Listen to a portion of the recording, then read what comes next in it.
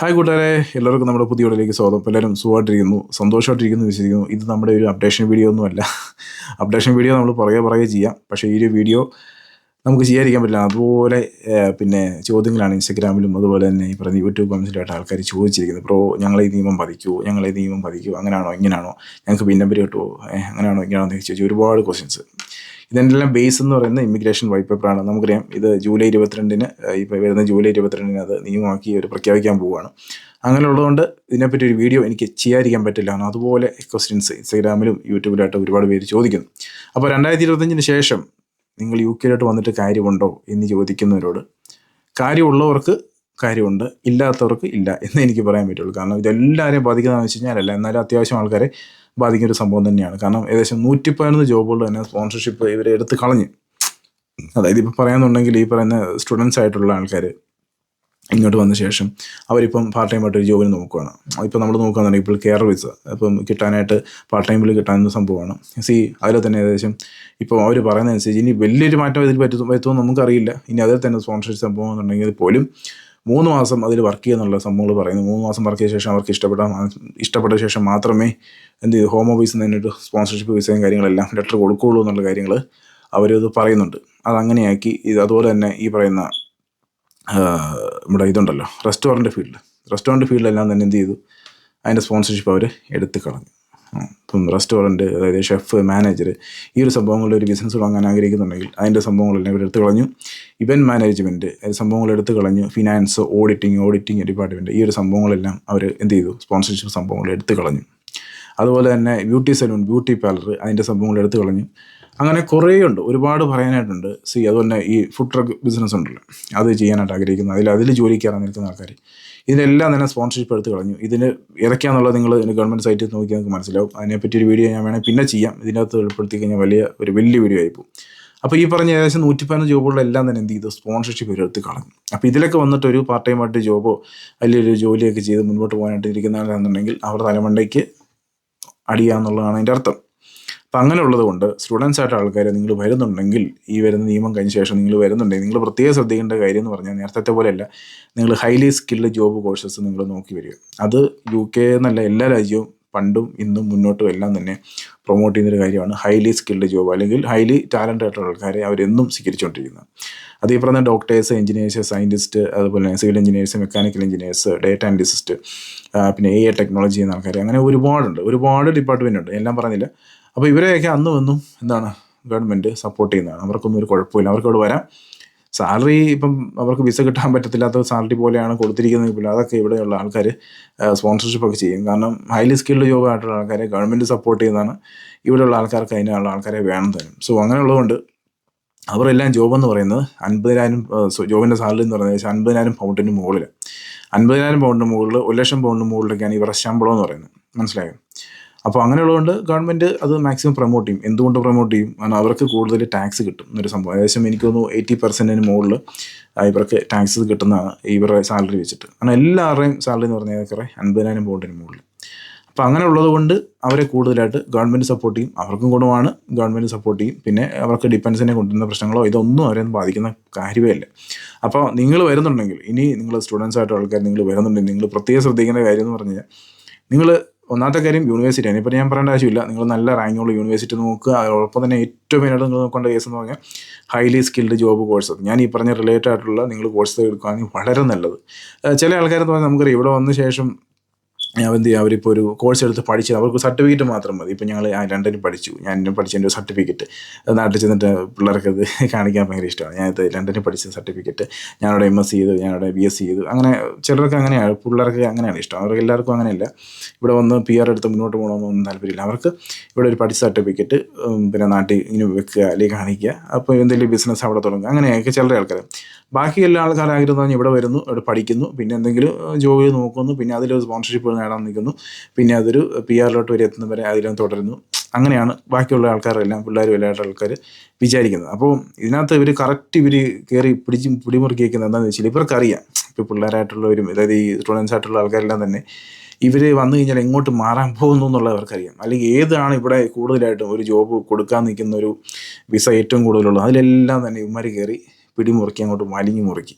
അതിൽ ഈ 111 കോഴ്സസിലെല്ലാം തന്നെ തലക്കടിച്ചു എന്ന് നമുക്ക് പറയാം. അത് ഈ റെസ്റ്റോറൻറ്റും ഞാൻ ഈ പറഞ്ഞ ബാക്കിയെല്ലാം ഉണ്ടല്ലോ, അതെല്ലാം തന്നെ ഒരുപാട് ആൾക്കാർ വരുന്നതായിരുന്നു. ഈ നമ്മുടെ ഈ തായ്ലൻഡിൽ നിന്നും അതുപോലെ തന്നെ ഫിലിപ്പൈൻസിൽ നിന്നും ഒക്കെ ഇന്ത്യയിൽ നിന്നുള്ള ഒരുപാട് ആൾക്കാർ വരുന്ന ബ്യൂട്ടി പാർലർ, ഓക്കെ, അതെല്ലാം തന്നെ ഇവരെന്ത് ചെയ്യും, സ്പോൺസർഷിപ്പ് എടുത്ത് കളഞ്ഞു. അപ്പോൾ അങ്ങനെ ഉള്ളത് കൊണ്ട് അത് നിങ്ങൾ പ്രത്യേകം ശ്രദ്ധിക്കുക. അതുകൊണ്ട് നാട്ടിൽ നിന്ന് വരുന്നവരാണെന്നുണ്ടെങ്കിൽ നിങ്ങൾ ചെയ്യേണ്ട കാര്യം എന്ന് പറഞ്ഞു കഴിഞ്ഞാൽ, ഞാൻ ഈ പറഞ്ഞ പോലെ ഹൈലി സ്കിൽഡ് ജോബ് കോഴ്സസ് എടുത്ത് നിങ്ങളിങ്ങോട്ട് വരാനായിട്ട് ശ്രദ്ധിക്കുക. ഞാൻ ഈ പറഞ്ഞ കോഴ്സസ് അതുപോലെ തന്നെ നിങ്ങൾ വരുമ്പം നിങ്ങൾ പ്രത്യേകമായിട്ട് നിങ്ങൾ ഫണ്ട്, നിങ്ങളിപ്പോൾ ലോണില്ലെങ്കിൽ വളരെ നല്ല കാര്യം. ലോൺ ഉണ്ടെങ്കിൽ തന്നെയാണെങ്കിൽ പോലും നിങ്ങൾ അതോടൊപ്പം തന്നെ നിങ്ങൾ ഇവിടുത്തെ എക്സ്പെൻസ് മീറ്റ് ചെയ്യാനായിട്ട് അത്യാവശ്യം പൈസ നിങ്ങൾ കൂടെ കൊണ്ടുവരിക. കാരണം ഇവിടെ വന്നതിന് ശേഷം ജോലി കിട്ടുമെന്ന് വെച്ചാൽ കിട്ടത്തില്ല എന്ന് ഞാൻ പറയുന്നില്ല, പക്ഷേ നേരത്തെ ഞങ്ങൾ ഇരട്ടിക്ക് മുകളിൽ നിങ്ങൾ സ്ട്രഗിൾ ചെയ്യേണ്ടി വരും. സോ അങ്ങനെയുള്ളത് കൊണ്ട് നിങ്ങൾ ഒരു പാർട്ട് ടൈം ജോബോ അല്ലെങ്കിൽ എന്തെങ്കിലും ജോബ് നോക്കുന്നുണ്ടെങ്കിൽ നിങ്ങൾ ശരിക്കും എന്ത് ചെയ്യുക, പൈസ മാക്സിമം നാട്ടിൽ നിന്നുള്ളത് കൊണ്ടുവരാനായിട്ട് നിങ്ങൾ ശ്രദ്ധിക്കുക. കാരണം എപ്പോഴാണ് പണ്ട് ഒരു 4 വർഷം മുന്നേ അല്ലെങ്കിൽ 3 വർഷം മുന്നേ എന്ന് പറഞ്ഞാൽ നമ്മൾ ഇവിടെ വന്നു കഴിഞ്ഞാൽ അത്ര ഒരു ജോബ് കിട്ടാൻ പാടില്ല. പക്ഷെ ഇപ്പോൾ എന്ന് പറഞ്ഞാൽ അങ്ങനെയല്ല. ഉള്ള ആൾക്കാർ മുഴുവൻ വന്ന് ഉള്ളിടത്തെല്ലാം കയറിയിരിക്കുകയാണ്. പിന്നെ ബാക്കിയുള്ളവർക്കാർക്ക് വന്ന സ്ഥലമില്ല, അത് മെയിൻ പ്രശ്നം. പിന്നെ ഉള്ളതെല്ലാം ഇവർ അടച്ച് കൂട്ടാനുള്ള പരിപാടികളാണ് ചെയ്തുകൊണ്ടിരിക്കുന്നത്. സ്പോൺസർഷിപ്പ് കൊടുക്കണ്ട, ആ പരിപാടി വേണമെന്നുള്ള പരിപാടിയാണ് വെച്ചേക്കുന്നത്. അപ്പോൾ അങ്ങനെയുള്ളതുകൊണ്ട് നിങ്ങൾക്ക് കുറച്ചുകൂടെ കൂടുതലായിട്ടും സ്ട്രഗിൾ ചെയ്യേണ്ടി വരും. ഇപ്പോൾ ഒരു 2 കിലോമീറ്റർ കൊണ്ട് പോയി ജോബ് കിട്ടുന്ന ഒരു സംഭവമാണെന്നുണ്ടെങ്കിൽ നിങ്ങളൊരു 5 കിലോമീറ്റർ പോയി ആയിരിക്കും, 5 കിലോമീറ്ററെങ്കിലും നിങ്ങൾ പോയി തിരഞ്ഞാൽ മാത്രമേ നിങ്ങൾക്കൊരു ജോബ് കിട്ടുന്നൊരു സ്ഥിതിയിലോട്ട് വരുള്ളൂ. കാരണം ഒന്നാമത്തെ കാര്യം അവിടെ ആൾക്കാരായി, പിന്നെ ഇവർ ഈ മേഖലകളിൽ ഏറെക്കുറെ എന്ത് ചെയ്ത് ക്ലോസ് ചെയ്യാൻ പോകുന്നൊരു ലെവലോട്ട്, അതായത് സ്പോൺസർഷിപ്പ് കൊടുക്കണമെന്ന ലെവലോട്ടാക്കി. അങ്ങനെയുള്ളതുകൊണ്ട് നിങ്ങളത് പ്രത്യേകം ശ്രദ്ധിക്കുക. ഇപ്പം കേരളമാരുടെ കേസാണെന്നുണ്ടെങ്കിൽ നിങ്ങൾ കേരളത്തിലോട്ട് മാറാനായിട്ട് നോക്കിയാൽ പോയെങ്കിൽ അവിടെ തന്നെ ഈ പറയുന്ന 3 മാസം നിങ്ങൾ എംപ്ലോയർ കീഴിൽ നിങ്ങൾ വർക്ക് ചെയ്യണം. അവർ ഇഷ്ടപ്പെടണം. പിന്നെ അവർക്ക് എംപ്ലോയർ സർട്ടിഫിക്കറ്റ്, ലൈസൻസ് അത് നല്ലതാണെന്നുണ്ടെങ്കിൽ മാത്രമേ പിന്നെ ഹോം ഓഫീസിൽ നിന്ന് നിങ്ങൾക്ക് അതിനുള്ള സംഭവങ്ങൾ എല്ലാം നിങ്ങൾക്ക് റെഡിയാക്കി നിങ്ങൾക്ക് കിട്ടത്തുള്ളൂ. അങ്ങനെ കുറേ കാര്യങ്ങളുണ്ട്, മനസ്സിലായോ? അപ്പോൾ ഇതെല്ലാം ഉണ്ടെങ്കിൽ മാത്രമേ നിങ്ങൾക്ക് എന്ത് ചെയ്യാൻ പറ്റുള്ളൂ, മുൻപോട്ട് പോകാനായിട്ട് പറ്റുള്ളൂ. സോ അങ്ങനെ ഉള്ളത് കൊണ്ട് ഞാൻ ഈ പറയുന്ന സംഭവങ്ങൾ നിങ്ങൾ പ്രത്യേകം ശ്രദ്ധിക്കുക. പൈസ ഉണ്ടെങ്കിൽ നിങ്ങൾ ലോണില്ലാത്ത ആൾക്കാരാണെന്നുണ്ടെങ്കിൽ അത്രയും സന്തോഷം. ലോൺ ഉള്ളവരാണെന്നുണ്ടെങ്കിൽ ഇവിടെ വരിക. നിങ്ങൾ ഇപ്പം ജോബ് മാക്സിമം നിങ്ങൾ ട്രൈ ചെയ്ത് നോക്കുക, കണ്ടെത്തിയിട്ട് നിങ്ങൾ മാക്സിമം ലോണും കാര്യങ്ങളെല്ലാം നിങ്ങൾ അടയ്ക്കാനായിട്ട് ശ്രദ്ധിക്കുക. അത് കഴിഞ്ഞ ശേഷം ആണെങ്കിൽ ലോണെങ്കിലും അടച്ചെന്ന് നമുക്ക് പറയാൻ പറ്റുമല്ലോ. ഇല്ലെങ്കിൽ അത് ആയിക്കഴിഞ്ഞാൽ നാട്ടിലെ അവസ്ഥ എന്താണെന്ന് ഞാൻ പ്രത്യേകിച്ച് പറയേണ്ട ആവശ്യമില്ല. അപ്പോൾ അതുകൊണ്ട് നിങ്ങൾ അതാദ്യം ഓർക്കുക, മനസ്സിലാക്കുക. അല്ലാതെ ഏജൻസി പറയുന്നത് കേട്ട് ഞങ്ങളവിടെ കൊടുത്തു, ഞങ്ങൾ ഇവിടെ കൊടുത്തു, അങ്ങനെയാണെങ്കിലാണെന്നൊക്കെ പലരും പറയും. അത് കാര്യമില്ല. നിങ്ങൾ തന്നെ മനസ്സിലാക്കിയിട്ട് വരാൻ ശ്രമിക്കുക. പിന്നെ നേഴ്സുമാരുടെ കാര്യമാണ് പറയാനുള്ളത്. നേഴ്സുമാരായിട്ടുള്ള ആൾക്കാർക്ക് ഇങ്ങോട്ട് വരാൻ പറ്റുന്നത് ഒത്തിരി പേര് ചോദിച്ചു. നിങ്ങൾക്ക് ഇങ്ങോട്ട് വരാൻ കുഴപ്പമൊന്നുമില്ല. റിക്രൂട്ട്മെൻറ്റ് തുടങ്ങി കഴിഞ്ഞാൽ വരാൻ പ്രശ്നമില്ല. കാരണം ഇവിടെ തന്നെയുള്ള ആൾക്കാരെ ഇപ്പം എടുക്കുന്നില്ല. അതാണ് നിലവിലെ ഒരു അവസ്ഥ എന്ന് പറഞ്ഞാൽ. ഇവിടെ തന്നെയുള്ള ആൾക്കാരെ പോലും എടുക്കുന്നില്ല. കാരണം NHSൽ ഈ ഫണ്ടിൻ്റെ പ്രശ്നങ്ങളും ഒരുപാടുണ്ട്. ഫണ്ട് ഷോർട്ടേജ് എന്ന് പറയുന്നത് NHSൽ. അപ്പോൾ അങ്ങനെയുള്ളത് കൊണ്ട് ഫണ്ട് സേവിങ്ങിന് വേണ്ടിയാണ്. നമുക്കറിയാം NHS ഇംഗ്ലണ്ടിൽ തന്നെ ഒരുപാട് ആൾക്കാരെ പിരിച്ചുവിട്ട സംഭവം നമുക്കറിയാം. ഏകദേശം 10-30,000 പേര് ആൾക്കാരെ പിരിച്ചുവിട്ടു. കാരണം വലിയ ജോബിൽ അവരാണ് വലിയൊരു ജോബല്ല, വലിയ ശമ്പളത്തിൽ വർക്ക് ചെയ്യുന്ന ആൾക്കാർ, ഏകദേശം 50,000 പൗണ്ടിനൊക്കെ മുകളിൽ, 1,00,000 പൗണ്ടിനൊക്കെ മുകളിൽ തന്നെ ഈ അഡ്മിനിസ്ട്രേഷൻ ഡിപ്പാർട്ട്മെൻറ്റിൽ ഓഫീസിലായിട്ട് വർക്ക് ചെയ്യുന്ന ആൾക്കാരുണ്ട്. അവരെ തന്നെ പിരിച്ചുവിട്ടു. അതിനോടൊപ്പം തന്നെ എന്താണ് ഉള്ള നേഴ്സുമാരെ തന്നെ നല്ല രീതിയിൽ പണിയെടുപ്പിച്ചിട്ട് ബാക്കിയുള്ള ആൾക്കാരെ എടുക്കാതെയുള്ള പരിപാടി, പുറത്തുനിന്ന് പറഞ്ഞാൽ ഇവിടെ നിൽക്കുന്ന ആൾക്കാരെ തന്നെ എടുക്കാതെയുള്ള പരിപാടിയാണ് ഗവൺമെൻറ് നോക്കുന്നത്.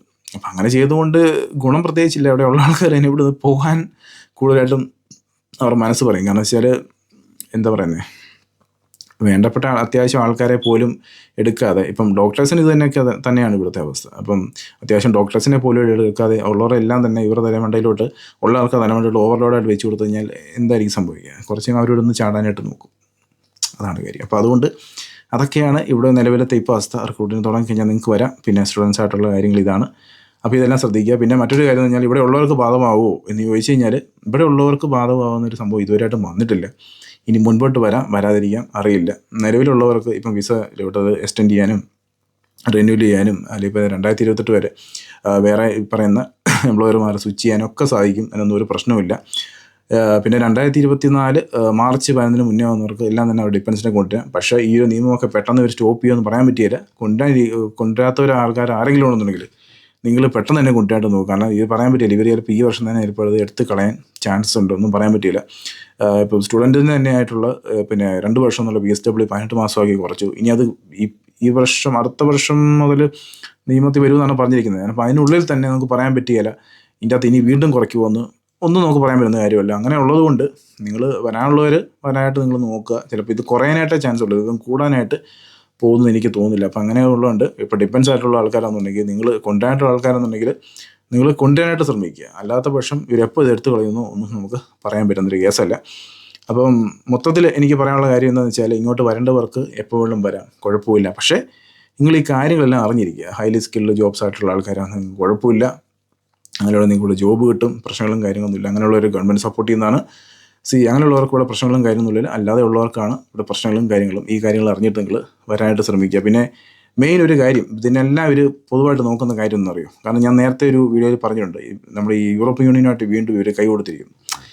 എന്തുകൊണ്ടാണ് വീണ്ടും കൈ കൊടുത്തിരിക്കുന്നത് വെച്ചാൽ, അവർ ഇപ്പം നമുക്ക് ഇവിടെ പറഞ്ഞ ഈ ലോ സ്കിൽഡ് ജോബ്സ് ഉണ്ടല്ലോ, ഈ കാർ വാഷ്, പെയിൻറ്റിങ്, ഇങ്ങനെ സംഭവങ്ങളെല്ലാം തന്നെ, ഇതെല്ലാം തന്നെ ഇവർ വന്ന് അങ്ങോട്ട് ചെയ്യും. എന്നിട്ട് ഇപ്പോൾ അവർ പറഞ്ഞില്ലെങ്കിലും നമുക്കറിയാൻ പറ്റുന്ന കാര്യമാണ്, ഏഷ്യക്കാരെ കൂടുതലായിട്ടും ഹൈ സ്കിൽഡ് ജോബ്സിനാണ് അവർ ഫോക്കസ് ചെയ്യുന്നത്. ഏഷ്യക്കാരെ ഏറ്റവും കൂടുതൽ നമുക്കറിയാം, ഇന്ത്യക്കാരുടെ ആൾക്കാരാണ് ഏറ്റവും കൂടുതൽ ഈ പറയുന്ന IT ആയിട്ടും പിന്നെ നേഴ്സായിട്ടും ഡോക്ടറായിട്ടും സയൻറ്റിസ്റ്റായിട്ടും ഏറ്റവും കൂടുതൽ ആരാണ് ഇന്ത്യക്കാരുടെ ആൾക്കാർ. പിന്നെ ഫിലിപ്പീൻസിൽ നിന്നുണ്ട്, പിന്നെ ആഫ്രിക്കയിൽ നിന്നുള്ള ആൾക്കാരുണ്ട് കേട്ടോ. പക്ഷേ ഏറ്റവും കൂടുതലുള്ള ഇന്ത്യക്കാരായിട്ടുള്ള ആൾക്കാരാണ്. അപ്പം അവർ കൂടുതലും ഏഷ്യൻസിൽ ഫോക്കസ് ചെയ്യുന്ന സംഭവം എന്ന് പറഞ്ഞു കഴിഞ്ഞാൽ ഹൈലി സ്കിൽഡ് ജോബായിട്ട് ആൾക്കാർ മാക്സിമം ഇങ്ങോട്ട് കൊണ്ടുവരും. ഇപ്പോൾ ഗ്ലോബൽ ടാലൻറ്റ് വിസ നമുക്കറിയാം, എല്ലാ വർഷവും ഇങ്ങനെ എടുക്കുന്നുണ്ടല്ലോ UK ഗ്ലോബൽ ടാലൻറ്റ് വിസ കൊടുക്കുന്നത്. അതിനുശേഷം 2 വർഷം ഇവിടെ വന്ന് ജോലി ചെയ്യാം, പഠിക്കാം, ജോലി ചെയ്യാം, ഇവിടെ തുടരാം, കുഴപ്പമില്ല. 2 വർഷത്തേക്ക് മാത്രം, നമുക്ക് ഡിഫൻസിനൊന്നും കൊണ്ടുവരാൻ പറ്റത്തില്ല. അപ്പോൾ എന്തുകൊണ്ടാണ് ഗ്ലോബൽ ടാലൻറ്റ് വിസ എന്നൊരു ഉദ്ദേശിച്ചിരിക്കുന്നത്? അപ്പോൾ എല്ലായിടത്തു നിന്നും ടാലൻ്റായിട്ട് ആൾക്കാർക്ക് ഇങ്ങോട്ട് വരാം. ഹൈലി സ്കിൽഡ് ജോബ്സിൽ നിങ്ങൾ താല്പര്യമുള്ളവരൊക്കെ നിങ്ങൾക്ക് ആ ഒരു കോഴ്സ് എടുത്ത് പഠിച്ച് ഇവിടെ ജോലി ചെയ്യാം. അല്ലെങ്കിൽ അങ്ങനെയുള്ളവർക്ക് ഇവിടെ വിസ കിട്ടും. സാലറി ഒന്നും പ്രശ്നമുള്ളൊരു കേസല്ല. അവർക്കെല്ലാം സാലറി തന്നെ 19,000 1 ലക്ഷം പൗണ്ടിന് മുകളിലുണ്ട്. അതൊക്കെ ഇവിടെ കൊടുക്കാൻ ഇവിടെ കമ്പനികളുണ്ട്, അത് ഗവൺമെൻറ്റും സപ്പോർട്ടാണ്. പിന്നെ എന്ത് പ്രശ്നം? ഒരു പ്രശ്നമില്ല. അപ്പോൾ അത് നിങ്ങൾ ആലോചിക്കുക. അപ്പോൾ ഇതിൻ്റെ എല്ലാം ഞാൻ ഈ പറഞ്ഞൊരു പൂർണ്ണ ഒരു കാര്യം എന്താണെന്ന് ചോദിച്ചു കഴിഞ്ഞാൽ, ഗവൺമെൻറ് കൂടുതലും ഈ പറയുന്ന ഏഷ്യൻസിനെ ഹൈലി സ്കിൽഡ് ജോബ്സിലോട്ട് ഫോക്കസ് ചെയ്യുകയാണ്. ഏഷ്യൻസിനെ, ബാക്കിയുള്ളത് യൂറോപ്യനായിട്ടുള്ള ആൾക്കാരുണ്ടല്ലോ, അവരെ കൂടുതലും തന്നെ ഈ പറയുന്ന ലോ സ്കിൽഡ് ജോബ്സിലൂടെ അവരെ കൊണ്ടുവരും. അവർക്കെന്ന് പറഞ്ഞാൽ നമ്മളിപ്പം നാട്ടിൽ നിന്ന് ഇപ്പോൾ എറണാകുളത്ത് നമ്മൾ മുംബൈ പോകുന്നു, അല്ലെങ്കിൽ ഡൽഹി പോകുന്നു, അതുപോലെയുള്ളവർ പോയി വരുന്ന പോലെ ഉള്ളൂ. അവരുടെ നാട്ടിൽ പോയി വരുന്നത്, അവർക്ക് വലിയ ചിലവുകൾ വരുന്നില്ല. അവർക്ക് വലിയ ഡിഫൻസിനെ കൊണ്ടുവന്നാലും കുഴപ്പമില്ല, കൊണ്ടുവന്നില്ലെങ്കിലും കുഴപ്പമില്ല. അവർക്ക് അതിനുവേണ്ടി സമരം ചെയ്യേണ്ട ആവശ്യമില്ല, ഒരു പെറ്റീഷൻ കൊടുക്കേണ്ട ആവശ്യമില്ല. അതൊന്നും അവർക്ക് താല്പര്യമില്ല. അവരിവിടെ വരുന്നു, ഷോർട്ട് ടൈം വിസയാണ്. അതിപ്പോൾ ഉടനെ സ്റ്റാർട്ട് ചെയ്യും. യൂറോപ്യൻ യൂണിയനുമായിട്ട് വീണ്ടും അവർ കരാർ ഒപ്പിട്ടിട്ടുണ്ട്. അവരിവിടെ വരുന്നു, ഇവിടെ നിൽക്കുന്നു, അവരുടെ വിസ ചെയ്യുമ്പോൾ അവർ പോകുന്നു, അല്ലെങ്കിൽ ഒന്നെങ്കിൽ അടുത്ത ആൾ കൊണ്ടുവരുന്നു, അല്ലെങ്കിൽ അവരുടെ വിസ പുതുക്കുന്നു. അതുകൊണ്ട് ബ്രെക്സിറ്റ് വരും പോവും എല്ലാം ചെയ്യും. അപ്പം ഇതാണ് ബ്രെക്സിറ്റിൽ ഒരു മാറ്റം വരുത്താൻ വീണ്ടും അവർ ഉദ്ദേശിക്കുന്ന സംഭവം എന്ന് പറഞ്ഞാൽ ഇതാണ്. കാരണം അങ്ങനെയാണെങ്കിൽ കുഴപ്പമില്ലല്ലോ, ഇവരുടെ കാര്യങ്ങളെല്ലാം നടക്കുകയും ചെയ്യും. അപ്പോൾ ഇവിടുത്തെ കാര്യങ്ങൾ ഇങ്ങനെ ഉള്ളത് നടക്കുകയും ചെയ്യും. അവർക്ക് ഈ പിന്നെ എന്താണ് പാർലമെൻറ്റ് ഇതിനെപ്പറ്റി വലിയൊരു ചർച്ച വേണ്ട. മനസ്സിലായി, ഇതാണ് അവർ ഉദ്ദേശിക്കുന്നത്. അപ്പം ഹൈലി സ്കിൽഡ് ജോബ്സ് ആൾക്കാരെല്ലാം അത്യാവശ്യം ഇവിടെ ഉണ്ട് താനും. എന്നാൽ ബാക്കിയുള്ളതെല്ലാം അവിടുന്ന് ഇങ്ങനെ കൊണ്ടുവരികയെല്ലാം ചെയ്യും. അപ്പം മൊത്തത്തിൽ ഇവർ ഇതാണ് ഉദ്ദേശിക്കുന്നത്. പക്ഷേ ഇതിൻ്റെ അകത്തൊരു പ്രശ്നം എന്ന് വെച്ചാൽ, ഈ NHSലൊക്കെ ഇതുപോലെ ഈ പറയുന്ന പോലെ വലിയ കടുപ്പിടുത്തൊക്കെ പിടിച്ച് ആൾക്കാർ ഒത്തിരി പേര് ഇവിടുന്ന് മൂവ് ഔട്ടായി പോകാൻ ചാൻസ് ആണ്. ഇപ്പോൾ ഡോക്ടേഴ്സ് ആണെന്നില്ല, അവർക്കിപ്പം ഈ PR-ൻ്റെ സംഭവങ്ങളെ പറ്റി ഇതുവരെയായിട്ട് ഒന്നും പറഞ്ഞിട്ടില്ല. അതിനി അടുത്ത അപ്ഡേഷൻ നമുക്കറിയാം അതെന്താണ് പറയുന്നുള്ളത്, ആരെയൊക്കെ ബാധിക്കും എന്താണെന്നുള്ളത്. ഇപ്പം നിലവിൽ ഇതുവരെ ഇവിടെ ഉള്ളവരെ ബാധിക്കത്തില്ല എന്നുള്ളൊരു നിയമമാണ് പറഞ്ഞു വെച്ചിരിക്കുന്നത്. പക്ഷേ മുൻപോട്ട് എന്തുള്ളത് നമുക്കറിയില്ല. അപ്പോൾ ഇങ്ങനെ വലിയൊരു കടുംപിടുത്തമൊക്കെ കൊടുത്തു കഴിഞ്ഞ് കഴിഞ്ഞാൽ എന്താ പറയുന്നത്, ഡോക്ടർമാർ അവർക്ക് നിൽക്കേണ്ട ആവശ്യമൊന്നുമില്ല. അവരെന്ത് ചെയ്യും, അവർ വേറെ കൺട്രീസിലോട്ട് പോകും. ഇപ്പോൾ ഓസ്ട്രേലിയ ആണെങ്കിലും ന്യൂസിലാൻഡ് ആണെങ്കിലും വേറെ ഇഷ്ടംപോലെ കൺട്രീസ് ഉണ്ട്, അങ്ങോട്ട് അവരങ്ങോട്ട് പോകും. കാരണം അവർക്ക് ഇത്ര നാളാണ് PR കിട്ടുന്നുള്ള പറഞ്ഞിട്ടുണ്ടെങ്കിൽ കിട്ടിയിരിക്കും, അവർ കുഴപ്പമില്ല. അപ്പോൾ അതുകൊണ്ട് അവരുടെ മേലിൽ ഒത്തിരി ഒരു എന്താ പറയുന്നത് ഫോഴ്സ് കൊടുത്തു കഴിഞ്ഞാൽ, ഫണ്ടിങ്ങിൻ്റെ ഇഷ്യൂ എന്നൊക്കെ പറഞ്ഞ് വലിയ ഫോഴ്സ് കൊടുത്തു കഴിഞ്ഞാൽ അവർ നഴ്സുമാരൊക്കെ എന്ത് ചെയ്യും, ഇവിടുന്ന് ചൂക്കം പോകും. അത് ഇവിടെ വീണ്ടും പ്രശ്നമാകും. പ്രശ്നമെന്ന് പറഞ്ഞാൽ ഇവിടെ തന്നെ ഉള്ളവരെ എടുക്കാം. അതുകൊണ്ടാണ് അവരെ ഓവർലോഡ് കൊടുത്ത് പണിയിപ്പിക്കുന്നത്. അപ്പോൾ അതാണ് ഇവിടെ എല്ലാം ഒരു ഉദ്ദേശം. ഈ പരിപാടി കാര്യങ്ങളെല്ലാം ഇതൊക്കെ തന്നെയാണ്. അപ്പം ഞാനീ പറഞ്ഞതിൻ്റെ ഉള്ളിലൊക്കെ ഏറെക്കുറെ മനസ്സിലായെന്ന് നിങ്ങൾക്ക് വിശ്വസിക്കുന്നു.